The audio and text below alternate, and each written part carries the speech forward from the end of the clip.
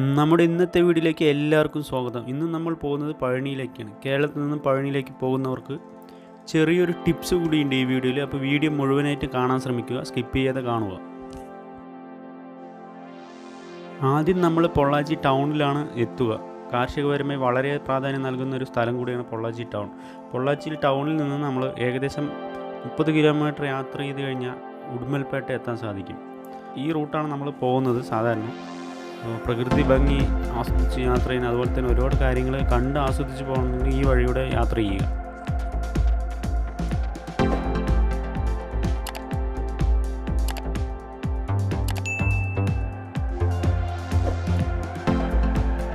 നമ്മുടെ യാത്ര എന്ന് പറയുന്നത് ഈ കാണുന്ന ജീപ്പിലാണ് കേട്ടോ. അപ്പോൾ 8 പേരുണ്ട്. അതുകൂടാതെ തന്നെ ജീപ്പായതുകൊണ്ട് ഒരുപാട് രസകരമായിട്ടുള്ള കാഴ്ചകളും ഇതൊക്കെ കണ്ട് ആസ്വദിച്ചാണ് പോകുന്നത്.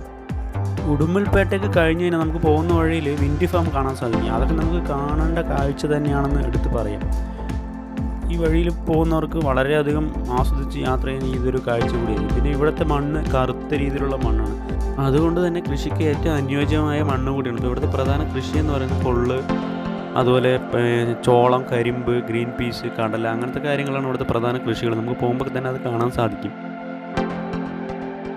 നമ്മൾ പിന്നെ ടൗണിലേക്ക് പ്രവേശിച്ചപ്പോൾ കേരളത്തിൽ കാണാത്തൊരു കാഴ്ചയാണ് ഇപ്പോൾ നമ്മൾ കണ്ടുകൊണ്ടിരിക്കുന്നത്. സ്കൂൾ തുറന്നിട്ടുണ്ട്. സ്കൂൾ തുറന്ന് ഒരുപാട് സ്കൂൾ കുട്ടികൾ പോകുന്ന കാഴ്ചയൊക്കെ കാണാം. അപ്പോൾ അത് ഇവിടെ യാതൊരു വിധത്തിലൊരു നിയന്ത്രണങ്ങളൊന്നുമില്ല. അപ്പോൾ കുട്ടികൾ പോകുന്നവർ ചിലവർ മാസ്ക് വെച്ചിട്ടുണ്ട്, ചിലവർ വെച്ചിട്ടില്ല. അങ്ങനെ നിയന്ത്രണങ്ങളൊന്നുമില്ല അവിടെ.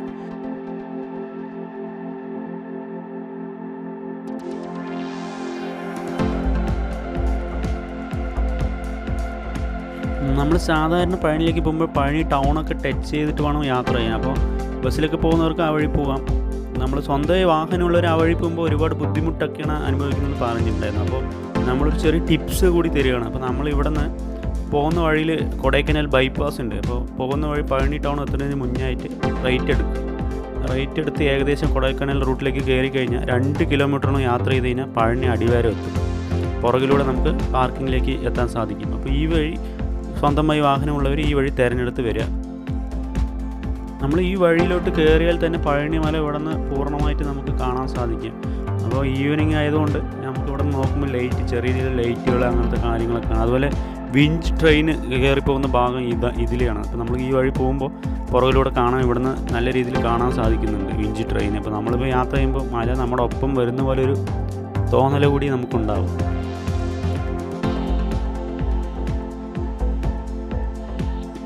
നമ്മൾ സാധാരണ ദൂരം എറണാകുളം, തൃശ്ശൂർ ആ ഭാഗങ്ങളിലുള്ളവരൊക്കെ വരുന്നവർ ഒരുപാട് പേര് പറയുന്നുണ്ടായിരുന്നു, ഞങ്ങൾ പഴനി ടൗണിൽ പോകുമ്പോൾ നല്ല തിരക്കാണ് യാത്ര ചെയ്യുമ്പോൾ, അതുപോലെ പാർക്കിംഗ് ഒന്നും നമുക്ക് എവിടെയാണെന്നൊന്നും അറിയുന്നില്ല എന്നൊക്കെ പറയുമ്പോൾ നമ്മൾ ഈ വീഡിയോ സ്കിപ്പ് ചെയ്യാതെ കാണുകയാണെന്നുണ്ടെങ്കിൽ ഞങ്ങൾ എല്ലാ ഡീറ്റെയിലും ഈ വീഡിയോയിൽ ഉൾപ്പെടുത്തിയിട്ടുണ്ട്. അപ്പോൾ ഞങ്ങൾ കൊടൈക്കനാൽ റൂട്ടിലൂടെയാണ് കയറി പോകുന്നത്. അപ്പോൾ നിങ്ങൾക്ക് ഈ റൂട്ട് തിരഞ്ഞെടുക്കുക. യാതൊരുവിധ ട്രാഫിക് ഇല്ല. അതുപോലെ തന്നെ നിങ്ങൾക്ക് നോക്കുമ്പോൾ തന്നെ അറിയാമല്ലോ, ഒരു കുറച്ച് ചെറിയ രീതിയിലുള്ള വണ്ടികൾ ഇതിൽ പാസ് ചെയ്ത് പോകുന്നുണ്ട്. അപ്പം നിങ്ങൾ ഈ റൂട്ടിൽ തീർച്ചയായും വരിക ഇനി വരുമ്പോൾ.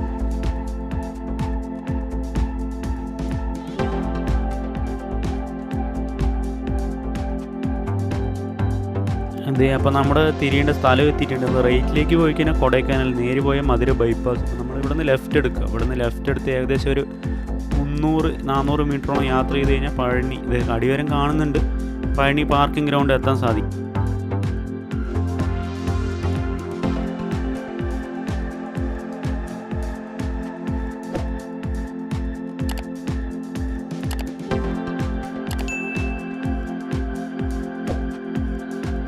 അപ്പോൾ നമ്മളങ്ങനെ പാർക്കിംഗ് ഗ്രൗണ്ടിൻ്റെ എൻട്രി എത്തിയിട്ടുണ്ട്. അപ്പോൾ ഇവിടെ നിന്ന് ടിക്കറ്റ് എടുത്തിട്ട് വേണം നമുക്ക് അകത്ത് പോകാൻ.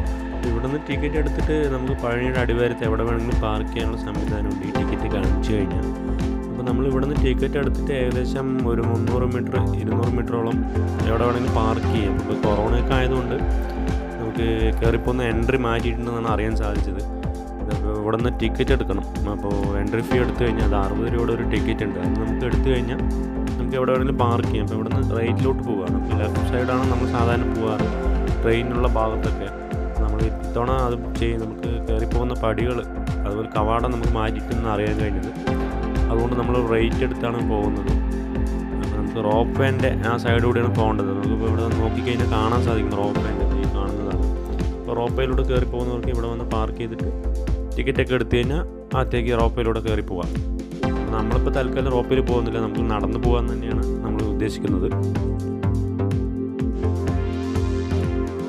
അതുപോലെ തന്നെ എനിക്ക് പെട്ടെന്ന് ഓർമ്മ വന്നൊരു കാര്യം, ഈ വഴി കണ്ടപ്പോൾ മഴവിൽക്കാവടി സിനിമയാണ് ഓർമ്മ വന്നത്. ജയറാമേട്ടൻ ബാർബറായിട്ട് ഷേവ് ചെയ്യുന്ന സ്ഥലം എന്താ ഈ ഏരിയയൊക്കെയാണ്. അപ്പോൾ എനിക്ക് പെട്ടെന്ന് കണ്ടപ്പോൾ ആ സീനാണ് ഇവിടെ ഓർമ്മ വന്നത്. ഇപ്പോൾ നമ്മളിത് ഈ കാണുന്ന ഏരിയയിലൊക്കെ പാർക്ക് ചെയ്യാം. ലെഫ്റ്റ് സൈഡൊന്നും പാർക്കിങ്ങിന് അനുമതിയില്ല. റൈറ്റ് സൈഡ് നിങ്ങൾ നോക്കുക, വരുമ്പോൾ വണ്ടികളൊക്കെ നിർത്തിയിട്ടുണ്ടാവും. അപ്പോൾ നമുക്ക് ഈ ഏരിയയിൽ പാർക്ക് ചെയ്യാം. ഈ കാണുന്ന സ്ഥലത്ത് പാർക്ക് ചെയ്തിട്ട് ഇവിടെ നിന്ന് കുറച്ച് നടക്കാനുണ്ട്.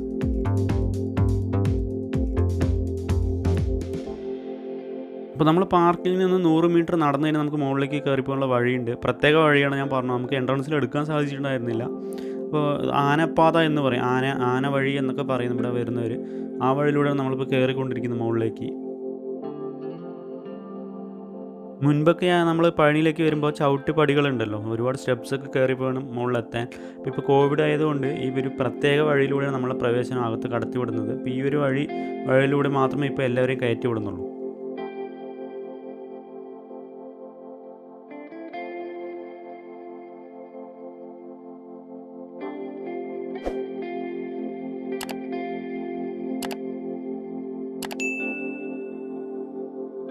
നമ്മളിപ്പോൾ താഴെ നിന്ന് ഇത്ര ദൂരം കയറി വരുമ്പോൾ കാണാൻ സാധിച്ചൊരു കാഴ്ച എന്താണെന്ന് വെച്ച് കഴിഞ്ഞാൽ ഇവിടെ നവീകരണ പ്രവർത്തനം നടക്കുന്നുണ്ട് തോന്നുന്നു.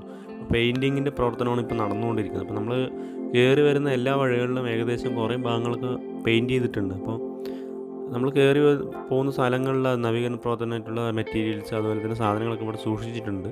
അപ്പോൾ ഇനി നമ്മൾ അടുത്ത വരവിൽ ഇത് പെയിൻറ്റിംഗ് ഒക്കെ ചെയ്ത് പൂർത്തിയായിട്ട് കാണാൻ സാധിക്കുമെന്ന് വിചാരിക്കുന്നു.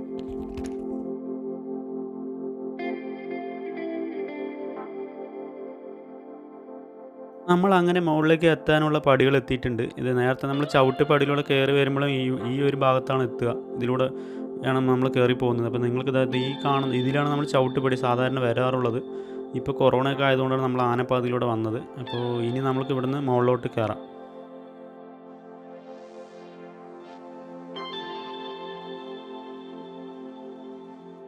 അപ്പോൾ നമ്മൾ അങ്ങനെ പഴനിമല എത്തിയിട്ടുണ്ട്. അപ്പോൾ ഇവിടെ എത്തിയതും കാണാൻ കഴിയുന്ന കാഴ്ച പറഞ്ഞാൽ വലിയൊരു തിരക്കൊന്നും കാണുന്നില്ല. അത്യാവശ്യം കുറച്ച് ആൾക്കാരേ ഉള്ളൂ. കുറച്ച് ഓരോ ഭാഗങ്ങളിൽ ഇരിക്കുന്നവരെ നമുക്ക് ഇവിടെ നോക്കുമ്പോൾ കാണാൻ സാധിക്കും. അപ്പോൾ നമ്മൾ മുന്നോട്ട് നടക്കാം. മുന്നോട്ട് കുറച്ച് ദൂരം നടന്നു കഴിഞ്ഞാൽ അപ്പോൾ അവിടെ മുരുക എന്നൊരു ലൈറ്റ് ബോർഡ് ഉണ്ട്. അതിന് അടുത്ത് വെയിലുണ്ട്.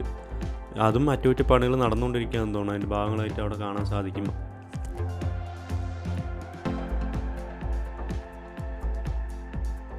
വന്നിട്ട് ആരും താഴോട്ട് നോക്കാതെ പോകാറില്ല. കാരണം എന്താ, ഈ സൗന്ദര്യം തന്നെയാണ്. ഇവിടെ വന്നു കഴിഞ്ഞാൽ നല്ല രീതിയിൽ താഴത്തെ കാഴ്ചകളൊക്കെ ആസ്വദിക്കാൻ സാധിക്കും. അതുപോലെ തന്നെ മുരുക എന്ന് എഴുതിയുടെ നിന്ന് ഒരുപാട് ഫോട്ടോസൊക്കെ എടുക്കുന്നുണ്ട്. അപ്പോൾ നമുക്ക് ഇവിടെ ഒരുപാട് ടൈം കളയാനില്ല. നമുക്ക് നേരെ ദർശനത്തിന് പോകണം. നമുക്ക് ദർശനത്തിന് പോകാം. അപ്പോൾ നമ്മൾ ദർശനത്തിന് പോകണം. അപ്പോൾ ചെറിയ രീതിയിൽ നിങ്ങൾക്കൊരു ടിപ്സ് തരാം. ഇവിടെ വന്നു കഴിഞ്ഞാൽ ടോക്കണൊക്കെ കാണാൻ സാധിക്കും. 20 രൂപ അതുപോലെ 100 രൂപ 1000 രൂപ എന്നിങ്ങനെ ഒരു ടോക്കണൊക്കെ കാണാൻ സാധിക്കും. അപ്പോൾ ടോക്കണൊന്നും എടുത്തകത്ത് കയറരുത് എന്നാണ് ഞങ്ങളൊരു റെക്കമെൻഡ്. എന്താണെന്ന് വെച്ച് കഴിഞ്ഞാൽ ഫ്രീ ദർശനം നല്ലതാണ്. ഫ്രീ ദർശനമാണ് ഏറ്റവും ബെറ്ററായിട്ട് എനിക്ക് തോന്നിയത്. ഞങ്ങളുടെ സ്വന്തമായിട്ടുള്ള ഒരു അഭിപ്രായമാണ്. അപ്പോൾ ദർശനത്തിന് പോകുമ്പോൾ ഫ്രീ ദർശനത്തിൽ പോകുക. അപ്പോൾ ഈ 50 100 രൂപ 10 രൂപയുടെ ടോക്കണൊക്കെ എടുക്കുകയാണെന്നുണ്ടെങ്കിൽ നമ്മൾ ഫ്രീ ദർശനം ഏകദേശം അടുത്തായിരിക്കും. നമുക്കിത് ഈ വഴിയിലൂടെ അകത്ത് കയറാം. ഫ്രീ ദർശനമാണ്. നമുക്ക് അകത്ത് ഇനി ക്യാമറ നമ്മൾ ഓൺ ചെയ്ത് വെക്കുന്നില്ല. അപ്പോൾ നമ്മളിനി പുറത്ത് എത്തിയിട്ട് നമുക്ക് ബാക്കി കാഴ്ചകൾ കാണാം.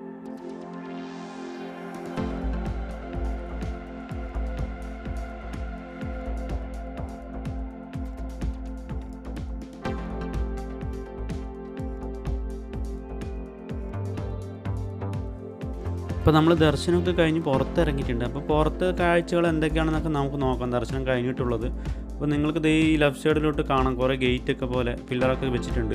അപ്പോൾ ഈ ഏരിയയിലാണ് നമുക്ക് അന്നദാനത്തിനുള്ള ക്യൂ. ഈ ഏരിയയിൽ നമുക്ക് ക്യൂ നിൽക്കുകയാണെന്നുണ്ടെങ്കിൽ അന്നദാനം കഴിക്കാൻ സാധിക്കും. അപ്പോൾ ഇവിടുത്തെ അന്നദാന സമയം എന്ന് വെച്ച് കഴിഞ്ഞാൽ രാവിലെ 8 മുതൽ രാത്രി 10 മണി വരെ ഇവിടെ അന്നദാനമുണ്ട്.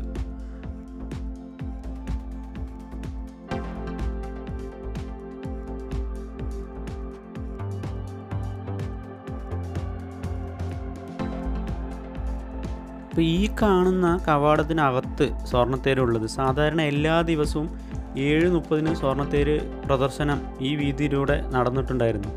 സ്വർണ്ണത്തേര് ഇപ്പോൾ കൊറോണയൊക്കെ ആയതുകൊണ്ട് സ്വർണ്ണത്തേര് പ്രദർശനം അങ്ങനെ നിർത്തിവെച്ചിട്ടുണ്ട്. അപ്പോൾ വരും ദിവസങ്ങളിൽ നമുക്കറിയാൻ സാധിച്ചു, വരും ദിവസങ്ങളിലൊക്കെ സ്വർണ്ണത്തേര് പ്രദർശനം ഉണ്ടായിരിക്കുന്നതൊക്കെയാണ് അറിയാൻ സാധിച്ചത്. കോവിഡിൻ്റെ ഇതൊക്കെ മാറിക്കഴിഞ്ഞു. അപ്പോൾ ഈ സ്വർണ്ണത്തേര് കാണാൻ വേണ്ടി തന്നെ ഒരുപാട് പേര് രാത്രികാലങ്ങളിൽ ഇവിടെ എത്തുന്നുണ്ട്. അപ്പോൾ വലിയ രീതിയിൽ തിരക്കും അതിന് അനുഭവപ്പെടുന്നുണ്ട്. അതുപോലെ തന്നെ നിങ്ങൾക്ക് സ്വർണ്ണത്തേൻ്റെ ഭാഗമാകണമെന്നുണ്ടെങ്കിൽ ഇവിടുന്ന് ടിക്കറ്റ് ഉണ്ട്. അപ്പോൾ ടിക്കറ്റൊക്കെ എടുത്തു കഴിഞ്ഞാൽ നിങ്ങൾക്ക് സ്വർണ്ണത്തേര് വലിക്കാനുള്ള അവസരമൊക്കെ ലഭിക്കും. അതുപോലെ തന്നെ സ്വർണ്ണത്തേര് ഓടുന്ന സമയത്ത് നല്ല രീതിയിലുള്ള തിരക്കാണ് ഇവിടെ. അപ്പോൾ അതിനോട് വാദ്യ ഉപകരണങ്ങൾ അതുപോലെ തന്നെ പ്രമുഖ വ്യക്തികളൊക്കെ ഇവിടെ ഉണ്ടാകാനുള്ള സാധ്യതകളൊക്കെ ഉണ്ട്. അപ്പോൾ നിങ്ങളിത് വരുമ്പോൾ ഇത് തീർച്ചയായും കാണും, അത് മിസ് ചെയ്യരുത് സ്വർണ്ണത്തേര്.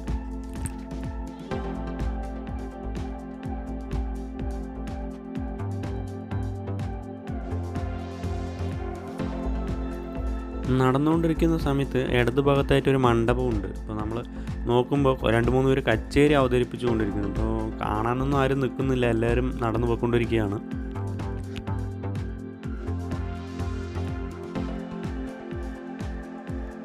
നമ്മൾ ദർശനം കഴിഞ്ഞ് ഇറങ്ങി തന്നെ ഓപ്പോസിറ്റായിട്ട് കാണാം പഴനിയുടെ നിവേദ്യ കൗണ്ടർ, പ്രസാദ കൗണ്ടർ എന്ന് വേണമെങ്കിൽ പറയാം. അപ്പോൾ പഞ്ചാമൃതം അല്ലാതെ ഇവിടെ ഒരു ഇരുന്ന് ഒരു 5 മിനിറ്റ് സ്പെൻഡൊക്കെ ചെയ്ത് പോവുകയാണെങ്കിൽ നമുക്കൊരു പ്രസാദ കൗണ്ടർ ഉണ്ട്. അവിടെ നിന്ന് കുറച്ച് സാധനങ്ങൾ മേടിച്ചുകൂടി ഇരുന്ന് കഴിക്കാം. അപ്പോൾ എന്തൊക്കെയാണ് സാധനങ്ങൾ നമുക്ക് നോക്കാം. 15 രൂപ 10 രൂപ അങ്ങനെയാണ് തോന്നുന്നു റേറ്റ്. ലഡ്ഡു, മുറുക്ക്, പുളിയോദര സാധാ, അതുപോലെ ചക്കര പൊങ്കൽ എന്നിവയൊക്കെ ഇവിടെ കിട്ടുക. അപ്പോൾ ഇതൊക്കെ മേടിച്ചിട്ട് ടേസ്റ്റ് ചെയ്ത് നോക്കാം നമുക്ക് എങ്ങനെയുണ്ടെന്ന്.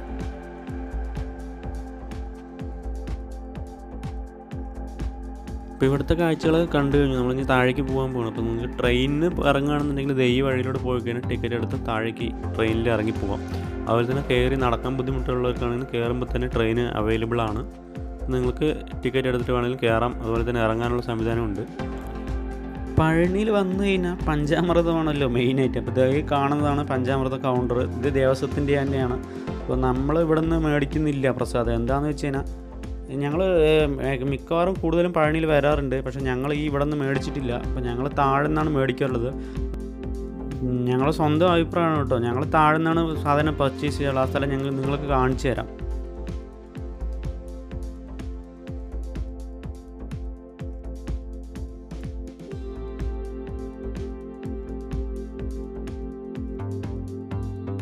നമ്മളങ്ങനെ താഴെ എത്തിയിട്ടുണ്ട്. അപ്പോൾ താഴെ ഇറങ്ങിക്കഴിഞ്ഞാൽ തന്നെ കാണാൻ കഴിയുന്ന കാഴ്ച കഴിഞ്ഞാൽ മാല, അതുപോലെ തന്നെ ഒരുപാട് ഐറ്റംസ് വിൽക്കുന്ന ആൾക്കാരെ കാണാം. അപ്പോൾ അവർ നമ്മളെ അടുത്തോട്ട് വന്നിട്ട് മേടിക്കാനുള്ള ശ്രമങ്ങളൊക്കെ നടത്തും. അപ്പോൾ നമ്മൾ അതിലൊന്നും വീഴാതെ മുന്നോട്ട് പോവുക. അപ്പോൾ താഴെ വന്നതിന് ഈ പറഞ്ഞ സ്ഥലമാണ് ഞങ്ങൾ പഞ്ചാമൃതം മേടിക്കുന്നത്. അപ്പോൾ ഇതിൻ്റെ ഓപ്പോസിറ്റായിട്ടും തന്നെ ദേവസ്വത്തിൻ്റെ കൗണ്ടർ ഉണ്ട് പഞ്ചാമൃതത്തിൻ്റെ. അപ്പോൾ ഞങ്ങൾ ഇവിടെ നിന്നാണ് മേടിക്കുന്നത്. അപ്പോൾ സിദ്ധനാഥൻ എന്നാണ് ഈ കടയുടെ പേര്. അപ്പോൾ ഇവിടെ വന്നു കഴിഞ്ഞാൽ ഭസ്മം, അതുപോലെ തന്നെ ചന്ദനം, കുങ്കുമം അങ്ങനെയുള്ള എല്ലാ കാര്യങ്ങളും ഇവിടെ ലഭിക്കും. അപ്പോൾ നിങ്ങൾക്ക് കാണാമല്ലോ നല്ല രീതിയിൽ തിരക്ക് ഇവിടെ ഉണ്ട്. അപ്പോൾ കൂടുതലും ഞങ്ങൾ മാക്സിമം ഇവിടെ വരുമ്പോൾ സാധാരണ ഇവിടെ നിന്ന് പർച്ചേസ് ചെയ്യാറുള്ളത്. അപ്പോൾ നമുക്ക് ഇവിടെ നിന്ന് കുറച്ച് പ്രസാദം മേടിക്കാനുണ്ട്. അപ്പോൾ നമുക്ക് പ്രസാദം മേടിച്ചിട്ട് ബാക്കി കാഴ്ചകൾ എന്തൊക്കെയാണെന്ന് നോക്കാം.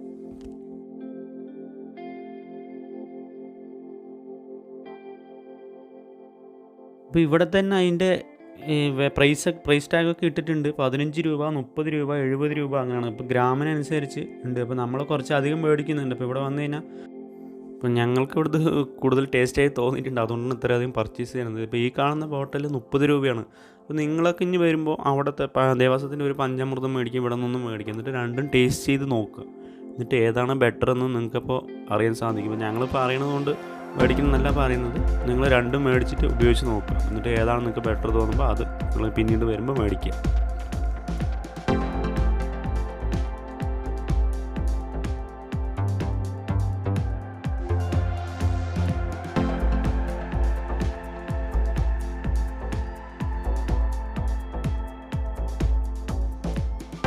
കൊറോണയുടെ മുന്നിൽ വരികയാണെന്നുണ്ടെങ്കിൽ ഇപ്പോൾ ഇവിടെ ടു ദ ടെമ്പിൾ എന്ന് എഴുതിയിട്ടുണ്ട് അരമാർഗ്ഗം. ഈ വഴിയിലൂടെയാണ് നമ്മൾ നേരത്തെ കയറിപ്പോകുന്നത്. ഇപ്പോൾ കൊറോണയൊക്കെ ആയതുകൊണ്ട് ഒരു കയറിപ്പോകുന്ന വഴി ഡൈവേർട്ട് ചെയ്ത് വിട്ടിട്ടുണ്ട്. അപ്പോൾ അവിടേക്കുള്ള അരമാർഗ്ഗമാണ് ഈ കാണുന്നത്. ഇപ്പോൾ നേരത്തെ പണ്ട് കൊറോണ മുന്നൊക്കെ വരികയാണെന്നുണ്ടെങ്കിൽ ഇതിലൂടെയാണ് നമ്മൾ കയറിപ്പോകേണ്ടത്.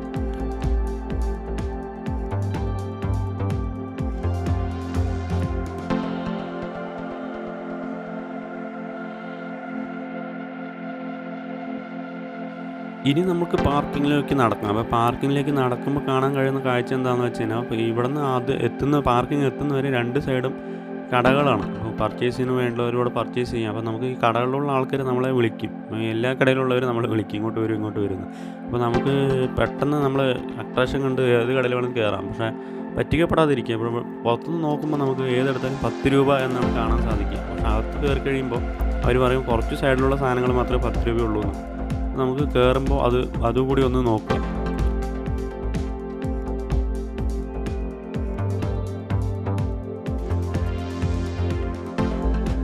അപ്പോൾ ഇവിടെ വരുമ്പോൾ നല്ല രീതിയിലുള്ള വില ഒക്കെ അവർ പറയും. അപ്പോൾ അവരൊരു 200 രൂപ പറയണമെങ്കിൽ നമ്മളൊരു 50 രൂപ പറയാം. അപ്പോൾ അതിൻ്റെ പകുതി പ്രൈസിൽ ഇവർ തരുള്ളൂ സാധനങ്ങൾ. അപ്പോൾ നിങ്ങളിവിടെ വന്നിട്ട് പർച്ചേസ് ചെയ്യാൻ ഒരുപാട് കടകളുണ്ട്. അപ്പോൾ നിങ്ങൾ ഫാമിലി ആയിട്ടൊക്കെ വരുമ്പോൾ നോക്കിയിട്ട് നിങ്ങൾക്ക് ഏത് വേണമെന്ന് ചൂസ് ചെയ്തിട്ട് സെലക്ട് ചെയ്ത് എടുക്കാം. അതുപോലെ ഇവർ 10 രൂപ എന്ന് പറയും. അപ്പോൾ ഞാൻ നേരത്തെ പറഞ്ഞല്ലോ, അതുപോലെ നിങ്ങൾ ബാർഗെയിനൊക്കെ ചെയ്തിട്ട് വേണം ഇവിടുന്ന് പർച്ചേസ് ചെയ്യേണ്ടത്. അവർ പറയുന്ന പ്രൈസ് കൊടുക്കരുത് ഒരിക്കലും. അതുപോലെ തന്നെ പൊരിയുണ്ട്, ഈന്തപ്പഴമുണ്ട്, അതുപോലെ ഹൽവയുണ്ട്, കൽക്കണ്ട്, അങ്ങനത്തെ ഒരുപാട് സാധനങ്ങൾ ഇവിടെ കിട്ടും. അപ്പോൾ നിങ്ങൾക്ക് വേണമെന്നുണ്ടെങ്കിൽ ടേസ്റ്റ് ചെയ്ത് നോക്കാം. ഇപ്പോൾ ഞങ്ങളൊരു പാക്കറ്റ് പൊരി എടുത്തിട്ടുണ്ട് എങ്ങനെയുണ്ട് നോക്കാൻ വേണ്ടിയിട്ട്. അപ്പോൾ കൂടെ വന്ന ഒരാൾ അപ്പുറത്ത് കൊയ്യാക്ക് വെക്കുന്നുണ്ട്, അവിടെ പോയിട്ട് ബാർഗെയിൻ ചെയ്തുകൊണ്ടിരിക്കുക. നിങ്ങൾക്കിപ്പോൾ കാണാം ആ കാഴ്ച. അപ്പോൾ ഇതൊക്കെയാണ് പഴനിയുടെ കാഴ്ച എന്ന് പറയുന്നത്. അപ്പോൾ ഈ വീഡിയോ തീർച്ചയായിട്ടും നിങ്ങൾക്ക് ഇഷ്ടപ്പെട്ടു എന്ന് വിചാരിക്കുന്നു. നിങ്ങളുടെ സപ്പോർട്ട് ഉണ്ടെങ്കിൽ മാത്രമേ ഞങ്ങൾക്ക് മുന്നോട്ട് പോകാൻ സാധിക്കുള്ളൂ. അതിന് വേണ്ടിയിട്ട് ലൈക്ക് ചെയ്യുക, കമൻറ്റ് ചെയ്യുക, സബ്സ്ക്രൈബ് ചെയ്യുക, ഷെയർ ചെയ്യുക. അപ്പോൾ ഇന്നത്തെ വീഡിയോ ഇവിടെ അവസാനിപ്പിക്കുന്ന. അടുത്ത നല്ലൊരു വീഡിയോ ആയിട്ട് വരുന്നവരെ ബൈ ബൈ.